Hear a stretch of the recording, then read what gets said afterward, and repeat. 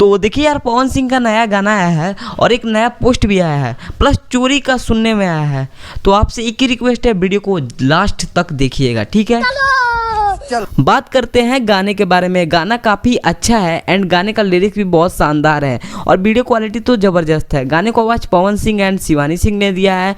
गाने में आपको देखने को मिलेगा कि पवन सिंह पूरे मूड में है एंड म्यूज़िक जो दिए हैं उनका नाम है प्रियांशु सिंह एंड इसको लिखे हैं प्रिंस प्रियदर्शी। चलिए बात कर लेते हैं इस पोस्ट के बारे में। तो इस पोस्ट में साफ साफ कहा जा रहा है कि जिस गाने को डॉट डॉट ने 1 साल पहले गा दिया था, फिर रिजेक्ट भी कर दिया था, उस गाने को पवन सिंह ने गाया है। तो देखिए, ये सब लोगों को गलत तरीके से दिखाया जा रहा है, जबकि ऐसा कुछ नहीं है।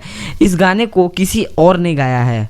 चलिए बात कर लेते हैं चोरी वाले मामले पे। तो ये गाना जिसने गाया है उनका नाम है राधेश्याम रसिया। और भाई लोग, क्या हो गया अगर किसी ने थोड़ा सा पंच लाइन कॉपी कर लिया तो उससे क्या हो जाएगा? जिसका गाना है उसने तो कुछ बोला ही नहीं, आप लोग उसको गलत तरीके से, मतलब पवन सिंह के गाने के बारे में गलत तरीके से बात कर रहे हो।